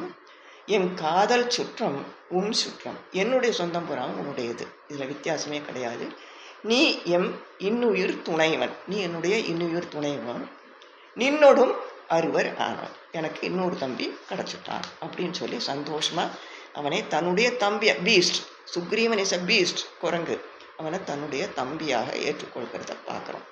ஸோ அடுத்ததாக அங்கேருந்து 4 மாதம் சாதுர்மாசியம் முடிஞ்சு மழை காலம் முடிஞ்சு இவா தேடிட்டு போகிறா. தெற்கே போகிற கூட்டத்தில் ஹனுமன் போய் சீதையை பார்த்து சுந்தரகாண்டம் முடிஞ்சு யுத்த காண்டம் வருது. யுத்த காண்டத்துக்கு இவா எல்லாரும் கிளம்பி. இப்போது டைம் பாருங்கோ, சீதை 10 மாத காலம் சிறை இருந்தாள். ஏற்றங்கிறது கர்ப்பவாசம் மாதிரி. அவள் 10 months. ஸோ 13th year ஆரம்பத்தில் அவளை கடத்திட்டு போயிருக்காள். ஆர் கொஞ்சம் ஒரு நாள் வித்தியாசம் வேணா இருக்கலாம். ஸோ அவள் சிறை இருக்கிறது, அசோகவனத்தில் இருக்கிறது 10 மாத காலம். அது 10 மாதம் முடிஞ்சு அவள் தற்கொலை பண்ணிக்க முயற்சி பண்ணும்போது தான் ஹனுமான் அங்கே வரான். ஹனுமான் அவளுக்கு சமாதானம் சொல்லிவிட்டு அப்போ அவள் சொல்லுவா, இன்னும் நான் 2 மாதம் அவன் தவணை கொடுத்துருக்கான், இன்னும் 2 மாதம் பார்ப்பேன், இல்லைன்னா உன்னை காலை பிரேக்ஃபாஸ்ட் பண்ணி தந்துடுவான்னு சொல்லிட்டு போயிருக்கான் ராவணன். ஸோ அதனால் நீ அதுக்குள்ளே எனக்கு 1 மாதம் கூட என்னால் பொறுக்க முடியாதுங்கிற, நீ கவலைப்படாதே, நாங்கள் வந்துடுவோன்னு சொல்லிட்டு ஹனுமான் இவர்களை கூட்டிகிட்டு போகிறான். கூட்டிகிட்டு போய் இவர்கள் வரத்துக்கு கிட்டத்தட்ட அங்கேருந்து போயிட்டு ஹனுமான் பறந்து வர முடியும், இவாளால் முடியுமா, முடியாது இல்லையா. அதனால் போய் சேர்றதுக்கு கிட்டத்தட்ட 1 மாதம், 1 மாதத்துக்குள்ளேயே யுத்தத்துக்கு ஆரம்பமாயிடுறது, யுத்த காண்டம் ஆரம்பமாயிடுறது. எந்த இடத்துலன்னு சொன்னால் திருப்புல்லாணியில் அவர் தர்பை பரப்பினார் இல்லையா, அந்த இடத்துல அவன் கவாடம் போட்டாச்சு, அது கேம்ப் போட்டாச்சு. இந்த சமயத்தில் இதுக்கு நடுவில் இவன் எரிச்சிட்டு வந்த ஸ்ரீலங்கா இருக்கு இல்லையா, லங்கை இருக்கு இல்லையா, அங்கே அது எரிஞ்சு போன லங்கையை பார்த்து எல்லாரும் வருத்தப்படுறா. உடனே ராவணன் அவனுடைய மாமனார் தான் மயன், இந்த ஆர்கிடெக்ட் மயன் மண்டோதரனுடைய தகப்பனார், மயன் மகள் தான் அவள். ஸோ அவன்கிட்ட சொல்லி அதை திருப்பி நிர்மாணம் பண்ண சொன்னால் வித்தின் தட் ஷார்ட் பீரியட், அவளால் முடியாதான், வித்தின் a ஷார்ட் பீரியட் அது பூராவே ஃபஸ்ட் கிளாஸாக முன்ன விட நன்னாவே கட்டிவிடுறான் அவன். ஸோ லங்கை ராஜ்யத்தை திருப்பி கட்டிட்டான். கட்டி அவர்கள் இருக்கும்போது மந்திராலோசனை நடக்கிறது. டிபேட் பேண்டிமோனியம்னு மில்டனுடைய பேரடைஸ் லாஸ்டில் வரும். அது மாதிரி இது ஒரு டிபேட்டு. இந்த டிபேட்டுக்கு ஒரு அர்த்தமும் கிடையாது. ஏன்னா ராவணன் தான் சொன்னதையே தான் சொல்லிட்டு இருப்பான், யார் சொன்னதையும் கேட்க போகிறதில்ல. ஆனால் அதில் என்ன விசேஷம்னா, மற்ற எல்லாரும் இந்த மாதிரி ஹனுமான் வந்தான், எரிச்சிட்டு போயிட்டான், ஒரு குரங்கு வந்தது, ஒரு மனிதர் வந்தால், மானுடர் வந்திருக்காளாம், மானுடர்களையும் வானரர்களையும் அவனுக்கு பிடிக்காது சொல்லி இவா சொல்லி சண்டை போட்டுட்டு இருக்கும்போது விபீஷணன் எழுந்து பேசுகிறான். அவன் சொல்கிறான், இந்த சீதையை கொண்டு வந்ததுலேருந்து சகுனங்கள் ஒன்றும் நன்னா இல்லை. 2வது, ஒரு ஒத்துரும் வர முடியாத லங்கைக்குள்ளே ஒரு வானரை இவ்வளோ காரியத்தை சாதிச்சுட்டு போயிருக்கு அப்படின்னு சொன்னால் அவன் யாருன்னு நீ நினச்சிக்கோ. அந்த ராமன்கிறவன் கைவில் ஏந்தி வந்தவன், அது அயோத்திக்கு வந்தவன், அவன் தெய்வமாக்கும், அவன் கடவுள் அப்படின்னு சொல்லிட்டு அப்போ அவன் என்ன பண்ணுறான், உனக்காவது 33 வாழ்நாள் கொடுத்துருக்கார் பிரம்மா, அந்த லிமிட்டு கூட இல்லாதக்கே ஒருத்தனுக்கு வாழ்வு கொடுத்தார். ஆனால் அவனுடைய காலமும் இவரால் தான் போச்சுன்னு சொல்லி நரசிம்ம அவதாரம் ஹிரண்யகசிபனுடைய கதையை சொல்கிறார். ராமாயணத்தில், கம்பராமாயணத்தில் 2 இடத்துல வரும் முன்னாடி உள்ள அவதாரங்கள். ஒன்று வாமன அவதாரம், அது விஸ்வாமித்திரர் இந்த குழந்தைகளை கூட்டிகிட்டு போகுது, அந்த டெய்லி ஒரு கதை சொல்லுவார் இல்லையா, அதில் ஒன்றும் அந்த வாமன அவதாரம் அது சொல்லுவார். அந்த இடத்துக்கு வருவா, அப்போ அந்த யாகம் நடக்கிற இடத்துக்கு வந்தோடனே இங்கே தான் நடந்தது அது அப்படின்னு சொல்லுவார். இந்த இடத்துல விபீஷ்ணன் இவனுக்கு புத்தி சொல்கிறதுக்காக அந்த நரசிம்மராக வந்தாரே, அவராக இப்போ ராமராக வந்திருக்கார். அவர் மடியில் இருக்கிற லக்ஷ்மியாக்கு இந்த சீத்தை, அதனால் இவளை கொண்டு விட்டுடு, உனக்கும் நல்லது உன் சுற்றத்தாருக்கு நல்லதுன்னு சொல்லுவான். நான் கேட்க மாட்டேன். கேட்காதது மாத்திரமில்லை, எங்கிட்ட இருந்துட்டு கண்ட மானுடர்களே நீ புகழ்ந்து பேசின்னு இருக்கியே, ஆஃப்டர் ஆல் தே ஆர் மென் அப்படின்னு சொல்லி அகம்பாவத்தோட பேசி இவனை துரத்தி விட்டுருவான். இவன் அங்கேருந்து அப்படியே போட்டபடி ஒருத்தரையும் கூப்பிட்டுக்கல, ஒன்றும் வச்சுக்கல, அப்படியே அந்த மண்டபத்துலேருந்து கிளம்பி அவளுக்கு அசுரர்கள் தானே வான் வழியாக இவன் உனக்கு 10 பேர் இருந்தால் எனக்கு 4 பேர் இருப்பாங்கிற மாதிரி இவனுக்கு ஒரு 4 பேர் கூட வரா. அந்த 4 பேருமா கடலை தாண்டி இங்கே வந்துடுறான். ராமனுடைய அந்த கேம்புக்கிட்ட நான் அவர்கிட்ட சரணடையன்னு சொன்னோன்னே அதுக்கு இங்கே ஒரு ஆர்குமெண்ட் நடக்கிறது. பிகாஸ் சுக்ரீவன்லேருந்து எல்லாருமே அதுக்கு அப்போஸ் பண்ணுறான். இவனுக்கு எப்படி நம்ம கொடுக்கறது, இந்த சமயத்தில் வார் வர நேரத்தில் விட்டுட்டு வந்திருக்கான்னா he could be a spy either, or கப்பலில் போகிற கப்பல்லேருந்து எல்லாரும் இறங்கி ஓடுற மாதிரி ஓடுறவனாக இருக்கலாம். இவனை எப்படி நம்புறதுன்னு எல்லாம் கேட்பா, எல்லாரும் ஒருத்தரும் கேட்பா. பட் ராமனை பொறுத்த வரைக்கும் ஒருத்தன் சரணாகதின்னு வந்துட்டா கொடுக்கணும். And added to that is Hanuman. Hanuman சொல்கிறான், நான் போன உடனே என்னை கொல்ல சொன்னான் ராவணன். அப்போ இந்த விபீஷ்ணன் பேசி எனக்கு வாழ்வு கொடுத்தான், எனக்கு உயிர் கொடுத்தான். இவன் நல்லவன், இவன் சத்துவ குணம் உள்ளவன், இவன் இப்போதும் வீட்டில் எப்போதும் ராமநாம ஜபம் கேட்டுட்டு இருந்தது, ராத்திரியில் இல்லையா போயிருக்கான், அது கேட்டுட்டு இருந்ததுன்னு எல்லாம் சொன்ன உடனே சரி அவனை கூட்டிகிட்டு வர சொல்லி அவன் வருவான். ராமன் எதிர்க்க வந்த உடனே ராமன் அப்படி கேசாதி பாதம் பார்த்துட்டு அப்படியே காலில் விழுந்து அந்த காலில் விழுவான். விபீஷ்ணன் விழுந்து நமஸ்காரம் பண்ணினோடனே அவனை தூக்கி நிறுத்திட்டு, கவலைப்படாதே. அப்போது அவன் சொல்லுவான், நான் உங்களை சரணடைஞ்சிருக்கேன், எனக்கு உங்களுக்கு நான் சர்வீஸ் நான் கைக்கரியம் பண்ணுறதுக்காக வந்திருக்கேன், உங்களுக்கு சர்வீஸ் பண்ணுறதுக்கு நான் வந்திருக்கேன்னு சொல்லுவான். அப்போ ராமர் சொல்லுவார், ராமர் திரும்பி லக்ஷ்மணனை பார்த்து சொல்லுவார், இவருக்கு பட்டாபிஷேகம் பண்ணி வை, லங்கா ராஜ்ய பட்டாபிஷேகத்தை இங்கே கடல் நீரை வச்சு பண்ணுன்னு சொல்லுவான். அப்போ லக்ஷ்மணன் சரி உடனே அதுக்குள்ளே இந்த விபீஷ்ணனுடைய வார்த்தைகளை பாருங்கோ. ஐயா, நீ எனக்கு மௌலி தருதியாயில் நீ இளையவர்க்கு அளித்த மௌலி எனக்கும் தருதி அப்படின்னு. அதாவது பரதனுக்கு நீ ஒரு மௌலி கொடுத்த இல்லையா, பாதுகை, அதை எனக்கும் கொடு, எனக்கு அது போரும், உன்னுடைய பாதுகை போரும்னு சொல்லுவான். அந்த எளிமை, அந்த சிம்பிளிசிட்டி அண்ட் எதையும் எக்ஸ்பெக்ட் பண்ணாத அந்த தன்மை ராமனை கவர்ந்து விடுறது. அப்போ அவன் சொல்லுவான், கவலைப்படாதே, உனக்கு லங்கா ராஜ்யம் கட்டாயமாக கிடைக்கும்னு சொல்லிட்டு ஒரு வார்த்தை சொல்கிறார் பாருங்க, ஒரு சென்டென்ஸு. குகனொடும் ஐவரானேன் முன்பு பின்பு குன்று சூழ்வான் மகனொடும் அறுவரானோம். அந்த குன்று சூழ்வான்ங்கிறது சூரிய புத்திரன். சூரியன் தானே குன்று மலையில தானே வரான், மலையில தானே போகிறான் இல்லையா. அதனால் சூரியனுடைய புத்திரனான சுக்ரீவனோடும் அறுவரானேன் எம்முழை அன்பின் வந்த அகனமர் காதல் ஐயா. எங்கிட்ட அன்போட வந்த அகனமர், உள்ளத்துக்குள்ள உண்மையான அன்போட வந்த, ஏதோ ஃபேஷியல் இது இல்லாமல், சூப்பர் ஃப்ளூஸாக இல்லாமல் நீ உள்ளுக்குள்ள அன்போடு என்கிட்ட வந்திருக்க இல்லையா. நின்னோடும் எழுவரானேன், உன்னோடு நாம் எல்லாரும் அப்போ எப்போ நான் முதல்ல 4 பேராக இருந்தவேர், இப்போ நாம் 7 பேர் ஆகிட்டோம். Means you are my brother. அதோடு நிற்கலை, புகழரும் காணம் தந்து புதல்வரால் பொலிந்தான் உந்தைன்னு இங்கே சொல்கிறது தசரதன். உன்னுடைய அப்பா யார்கிட்ட, விபீஷன்கிட்ட, உன்னுடைய அப்பா அதை புகழரும் காணம், யார் போக முடியாத தண்டகாரண்யத்தை காட்டுக்கு என்ன அனுப்பினார். ஆனால் அதனால என்ன நடந்தது கேட்டால், அவருக்கு 7 பிள்ளை, 4 பிள்ளைகள் இருந்த இடத்துல 7 பிள்ளைகள் கிடச்சா. அதனால் அது எப்பேற்பட்ட பிள்ளைகள் எல்லாம் மகாவீரர்கள், பெரிய பெரிய பொசிஷனில் இருக்கக்கூடியவாலாம் பிள்ளைகளா. அதனால் உன்னுடைய தகப்பனார் புதல்வரால் பொழிந்தார்னு சொல்லி அவனை தன்னுடைய தம்பியாக ஏற்றுக்கிறத பார்க்கணும். ஸோ இப்படி பார்த்தோன்னு சொன்னால் ஒரு தாயார், ஒரு தகப்பனார், 3 பிரதர்ஸ் கிடைக்கிறது ராமனுக்கு. எப்படி? காட்டுக்கு போனதுன்னா. அதுதான் அவர் சொல்ல, காட்டுக்கு இப்போது சாதாரண என்னை காட்டுக்கு அனுப்பிச்சுட்டா, என்னை இந்த மாதிரி பண்ணிட்டான்னு சொல்கிறது ஆரம்பத்துலேருந்தே அது இல்லை. சித்திரத்தில் அலர்ந்த செந்தாமரை ஒத்தது தான் அவருடைய முகம். அவருக்கு காட்டுக்கு போனதில் வருத்தமும் இல்லை. சிற்றன்னை கிட்ட கூட அவருக்கு வருத்தம் இல்லை. அப்படி இருக்கும்போது இப்போ அவர் எப்படி சொல்கிறார் பாருங்க, அந்த மாதிரி காட்டுக்கு போச்சுன்னா அதனால் எனக்கு எக்ஸ்பீரியன்ஸு, முதல்ல எக்ஸ்பீரியன்ஸ். இப்போ இன்னுமே என்னுடைய பட்டாபிஷேகத்துக்கு எனக்கு தகுதி இருக்குது. இது வரைக்கும் முதல்ல அவர் பட்டாபிஷேகம் இருந்தால் இத்தனை எக்ஸ்பீரியன்ஸும், இத்தனை அனுபவங்கள், இத்தனை ஒரு கான்டாக்ட்ஸுக்கும் எனக்கு கிடச்சிருக்காது, இத்தனை ரிலேஷன்ஸ் எனக்கு கிடச்சிருக்காது இல்லையா. அதனால் எங்கள் அப்பா புதல்வரால் பொழிந்தார், உன்னுடைய தந்தை சொல்லி அதை விபீஷ்ணனை தம்பியாக ஏற்றுக்கிறத பார்க்கணும். இப்படி நம்ம பார்த்தோம்னு சொன்னால் இந்த வசுதெய்வ குடும்பகம்ங்கிறது ஒரு மனிதன் மட்டுமல்ல, it may be a beast or it may be a bird. கால்ட்ரிட்ஜுங்கிற புலவன் கவிஞன் ஆங்கிலத்தில் ஒரு கவிதை எழுதினான். அவன் மூணு தான் மொத்தமாக எழுதினான். அதில் பெரிய கிரிட்டிக் அவன், ஹி வாஸ் எ கிரிட்டிக். ஆனால் அவன் ரெண்டு கவிதை பாதியில் நின்றுடுத்து, ஒன்று முழுசாக எழுதினான். அதுக்கு பேர் ரைம் ஆஃப் தி ஏன்ஷியன்ட் மேரினர்னு பேர். அழகான கவிதை. இன்றைக்கி நம்ம விளையாட்டுத்தனமாக சீரியஸாக சொல்லிகிட்டு இருக்கோம், நதிகளில் இருந்தெல்லாம் மணல் எடுத்துட்டா, பறவைகள் எல்லாம் கொன்னுட்டா, யானைகள் எல்லாம் கொன்று தந்தத்தை எடுத்துகிட்டு போகிறா, புலிகளுடைய எண்ணிக்கை குறைஞ்சி போச்சு, இயற்கை வாடுறது, சுனாமி வந்துடுத்து, கடல் நீர்லாம் வீட்டுக்குள்ளே உள்ளுக்குள்ளே வருது, மழை வந்தால் தண்ணி வீட்டுக்குள்ளே விடுறதுன்னெல்லாம் சொல்கிறோம். இயற்கையினுடைய சீற்றம், இயற்கையினுடைய இம்பேலன்ஸ், இக்கலாஜிக்கல் இம்பேலன்ஸுக்கு முக்கியமான காரணம் நாம தாங்கிறத நம்ம நினச்சி பார்க்கல இல்லையா. இத்தனை தப்பு செய்கிறோம், ஒரு தப்பு இல்லை.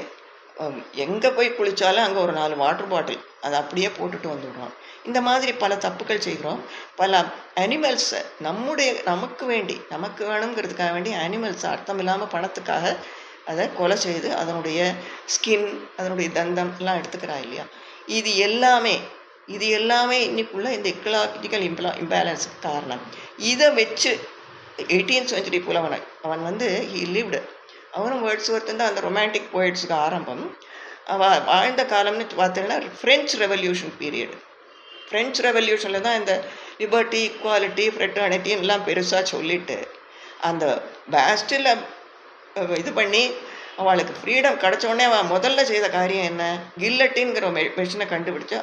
அந்த அரிஸ்டோக்ரேட்ஸாக இருக்கக்கூடியவா ராஜாவுடைய குடும்பத்தில் ஒரு சாதாரண சின்ன இன்னசென்ட் சில்ட்ரன், வயத்தில் இருந்த குழந்தைய கூட அவள் விட்டு வைக்காததுக்கு அதை கொலை பண்ணிட்டு இருந்தாள். ஸோ இந்த லிபர்ட்டி, ஈக்குவாலிட்டி, ஃப்ரெட்டர்னிட்டிங்கிறது வெறும் ஃப்ரீடத்துக்கு மாத்திரம்தான் கிடச்சிதா? அதுக்கப்புறம் உள்ளதுக்கு அந்த ஸ்பிரிட் அவளுக்கு இல்லை.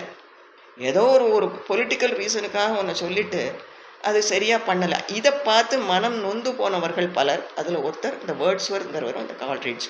அவன் அந்த போயத்தில் அழகான கதை அது. அந்த கதையில் அவன் சொல்லியிருப்பான், அதாவது ஒரு மாலுமி ஒருத்தன் போனால், அவன் போகிற போது அவர்கள் போகிற வழியில் கப்பல் நின்றுடுத்து. அப்போ அங்கே ஒரு பெரிய பேர்டு ஒன்று வந்தது, கடலில் வாழக்கூடிய ஒரு பேர்டு இவர்கள்ட்ட சாப்பாடு சாப்பிட்டு இருந்தது. ஒரு நாள் அது சாப்பாடு வந்தோடனே இந்த மாலுமி அதை தன்னுடைய வாளால் அதனுடைய இறக்கையை வெட்டின உடனே மற்ற பேர்லாம் முதல்ல திட்டுறா. அதுக்கப்புறம் அந்த கப்பல் திடீர்னு கிளம்பி தானாகவே போக ஆரம்பித்தோடனே, அது இல் ஓமன் போல இருக்குது, இவன் செய்து சரிதான், they become accessories after the fact. இந்த க்ரைமுக்கு அவன் உடந்தே ஆகிடுறா. ஸோ அதனால என்ன ஆகிடுது, கப்பல் திருப்பி கொஞ்சம் தூரம் போய் நின்றுடுறது. ஒரு ஸ்டேஜில் ஆகாரம் இல்லாமல் தண்ணி எல்லாமே ரேஷன் தானே கப்பலில், எல்லாம் கிடைக்காம எல்லாரும் போயிடுறா. இவன் மட்டும் மிச்சம் இருக்கான். இவன் என்ன பண்ணுறான், இவன் தனியே இருக்கானா, இவனுக்கு என்ன ஒன்றுமே புரியலை, சாப்பாடும் கிடையாது. அப்போ அவன் கப்பலினுடைய கீழே இருக்கக்கூடிய இந்த பாம்பு அதெல்லாம் அந்த கடலில் போயின்னு இருக்கும் இல்லையா, அதை பார்க்குறான். சவுத் சீஸ் அது பார்த்துட்டு இருக்கும்போது எப்போதும் திட்டுவான், இது என்ன இதுகளுக்கெல்லாம் சந்தோஷம் இருக்குது, எனக்கு மாத்திரம் ஒன்றும் கிடைக்கலையே அப்படின்னு எல்லாம் அவன் மனசில் தோணும். ஒரு நாளைக்கு அவன் பார்க்கும்போது திடீர்னு அவன் மனசில் ஒரு மாற்றம் வருது. ஐயா, இந்த மீன்கள்லாம் என்ன அழகாக இருக்குது, கலர் கலராக இருக்குது, என்ன சந்தோஷமாக இருக்குதுன்னு மனசில் நினச்சி தன்னறியாமல் அதை ப்ளெஸ் பண்ணுவான். அதை ப்ளெஸ் பண்ணின உடனே இவன் வந்து கோபத்தில் அந்த பறவையுடைய டெட் பாடி அவன் கழுத்தில் கட்டி விட்டுப்பா. அது தானாகவே விழுந்து சீல விழும், தண்ணியில் விழும். அதுக்கப்புறம் அத்தனை வருஷமாக அவனால் ப்ரே கூட பண்ண முடியாது, தப்பு செய்திருக்கான் இல்லையா, அதனால். ஸோ ஆனால் அது உடனே அவனால் ப்ரே பண்ண முடியறது. மழை பெஞ்சு அவன் திருப்பி மற்ற மாலுமிகள்லாம் அந்த ஏஞ்சல் புகுந்து அவளை கூட்டிகிட்டு வந்துவிடுறது, அவள் நாட்டுக்கு வந்துவிடுறது. இவனுக்கு மாத்திரம் ஹீ இஸ் டூம்டு. அதாவது அவன் த்ரூ அவுட் தி லைஃப் யாரெல்லாம் ரொம்ப எக்கச்சக்கமான ஜாலியாக இருக்கணும், என்ஜாய் பண்ணணுங்கிறதுலையே இருக்காளோ அவள்கிட்டெல்லாம் போய் இந்த கதையை சொல்லுவான். உடனே they will become next day they will wake up wiser and சேனர்னு முடிச்சிருப்பார். அதில் சொல்லுவார், he prayeth best who loveth best both man and bird and beast. For the dear God he made and loveth both man and bird and beast. இப்போ 18th century Coleridge, 8th century Kamban, திரேதாயுகத்து Valmiki. நினச்சி பாருங்க, எல்லாருக்கும் thought ஒரே மாதிரி தானே இருந்திருக்கு இல்லையா? இப்போ அடுத்தாப்பில் பாருங்க, ஒரு சின்ன கதை சொல்லிட்டு, இன்னும் ஒரு 9 minutes தான் இருக்குது, கதையை சொல்லிட்டு முடிச்சுடுறேன். இது எங்களுக்கு தெரிஞ்ச ஒரு ஃபேமிலி கேரளாவில் இருந்தா. அந்த வீட்டில் வந்து அவள் வீட்டில் தினசரி பூஜை உண்டு. குடும்பம் இன்னும் இருக்குது. பூஜை பண்ணும்போது அவர் தினசரி பூஜை பண்ணுவார், பஞ்சாயதன பூஜைன்னு சொல்லி பண்ணுவார். அந்த மாதிரி பண்ணிட்டு இருக்கும்போது ஒரு நாள் ராத்திரி அவர் தூங்கும்போது அவர் சொப்பனத்தில் ஒரு பாம்பு வந்தது. பாம்பு வந்து கிட்டக்க வந்தோடனே, தூக்கத்தில் அது கிட்டக்க வருது, அவர் இப்படி பார்க்குறார். அதனோட வாய் வந்து மூட முடியாமல் திறந்துருக்கு. அதில் ஒரு முள் இப்படி குத்திருக்கு. மீனை சாப்பிட்டு தோணுமோ, இந்த முள் எப்படி குத்திருக்குன்னு சொன்னால் அதுக்கு மூடினா வலிக்கும், குத்துறது திறக்கவும் முடியாது, இடுக்கு மாதிரி சிக்கன் இருக்குது. ஸோ அந்த பாம்புக்கு ஆகாரம் இல்லை 10 நாளாக, எத்தனை நாளாகவோன்மோ. அது வந்து இப்படி ஒரு சோர்ந்து போய் பார்த்த உடனே இவருக்கு மனசில் இறக்கம் வருது. ஐயோ பாவமேன்னு தோன்றுறது. மேபி ஒரு கம்யூனிகேஷன் இருந்திருக்குமா இருக்கும் மனசுக்குள்ளே. மறுநாள் காலையில் இவர் பூஜை வண்ணம் உட்கார்ந்த உடனே, கொஞ்ச நாள் ஆன உடனே ஒரு பாம்பு வீட்டுக்குள்ளே வருது. அந்த வீட்டில் உள்ளவரை அலறி அடிச்சுன்னு ஓடுறா. ஒருத்தர் கம்பு எடுக்கிறேன், விறகு கட்டை எடுக்கிறேன்னு சொன்ன உடனே இவர் வந்து நிற்க சொல்கிறார். இந்த பாம்பு கிட்ட வருது. கிட்ட வந்ததுமே இந்த பெரியவர் பூஜை பண்ணும்போது துடைப்போம் இல்லையா, அதுக்கு ஒரு பட்டு துணி வச்சுருப்பாவா, அதை வச்சு அந்த பாம்போட இந்த இடத்த இப்படி பிடிச்சுட்டு இருக்குது, நிஜமாவே முள் இருக்குது, இப்படி பிடிச்சுட்டு இந்த இன்னொரு பட்டு துணியினால் அந்த முள்ளை அதுக்கு வலிக்காமல் எடுத்து தூர போட்டுடுறார். அதை கீழே விட்டு, நல்ல பாம்பு கீழே விட்ட உடனே அது போக பார்க்குறதோ பால் கொண்டு வந்து கொடுக்க சொல்லால் பாலை குடிச்சிட்டு அது போயிடுது. அன்னைக்கு ராத்திரி அவரோட சொப்பனத்தில் அந்த பாம்பு வருது. வந்துட்டு இந்த மாதிரி நீ எனக்கு, அது தேங்க்ஸ் சொல்கிறது, இந்த மாதிரி நீ எனக்கு வந்து எனக்கு உயிரை காப்பாற்றி கொடுத்த இல்லையா, 7 ஜெனரேஷனுக்கு உன்னோட குடும்பத்துக்கு பாம்புனால எந்த கஷ்டமும் வராது, எந்த கெடுதலும் வராது அப்படின்னு சொல்கிறது. அதனால அவர் என்ன பண்ணுறார், அதுக்கப்புறம் அவள் வீட்டில் பிறக்கிற குழந்தைக்கு ஆதிசேஷனை நினச்சிட்டு சேஷன்னு பேர் வைக்கிறார். அந்த குடும்பத்தில் அந்த குடும்பம் என்ன இருக்குது, என்ன ஃபாலோ பண்ணிட்டு இருக்காங்க அந்த வழக்கத்தை. அவள் இருக்கக்கூடிய இடத்துலலாம் எதையும் ஒரு பாம்பு கோவிலோ பக்கத்தில் கோவிலோ ஏதோ ஒன்று இருக்கும், அதை இன்னும் ஃபாலோ பண்ணிட்டு. எதுக்கு சொல்கிறேன்னா, எங்கேயோ இருந்த திரேதாயுகம் இல்லை, 8th century இல்லை, 18th century இல்லை, 20th century, 20th century 200 வருஷத்துக்குள்ளே நடந்தது. நம்மளே கேள்விப்பட்டிருக்கோம். ரமணாசிரமத்தில் இருந்து ஒரு காக்கை, ஒரு மயில் எல்லாமே அங்கே இருந்தது, அவருடைய செல்ல குழந்தைகளாக இருந்ததுன்னு சொல்கிறோம். ஸோ எல்லா விதமான பிராணிகளிடமும் எல்லா விதமான ஜீவன்களிடமும் நம்ம அன்போடு இருந்தோம்னா அது வந்து அன்பாக தான் இருக்குது. 5 சென்சஸோ சிங்கிள் சென்ஸோ எத்தனை சென்ஸோ தெரியாது, ஆனால் நம்ம அன்பு காட்டினோம்னு சொன்னால் அது திருப்பி நம்மக்கிட்ட அன்பு காட்டுறது. இந்த அன்பானது தான் யூனிவர்சல் லவ்ங்கிற ஒன்று. இதைத்தான் வசுதெய்வ குடும்பகம்ங்கிற வார்த்தை நமக்கு காட்டி கொடுக்கறது, சொல்லி கொடுக்கறது. இதை கதையாக சொன்னாலாவது உங்களுக்கு புரியுமா தெரியுமா தெரிஞ்சுக்கிறதுக்காக, அப்படியாவது நீங்கள் தெரிஞ்சுக்கோங்க புரிஞ்சுக்கோங்கிறதுக்காக தான் உபனிஷத் வாக்கியமான வசுதெய்வ குடும்பகம்ங்கிறத எடுத்து அந்த ராமாயண கதையில் அதை அப்படி சொருகி விட்டுருக்கிறார்களோ அப்படின்னு எனக்கு தோணும். இது இத்தனை நாள் பொறுமையாக கேட்டுட்டு இருந்தேன், அதற்காக நன்றி. எல்லாருமே ஆன் பண்ணிக்கோங்க.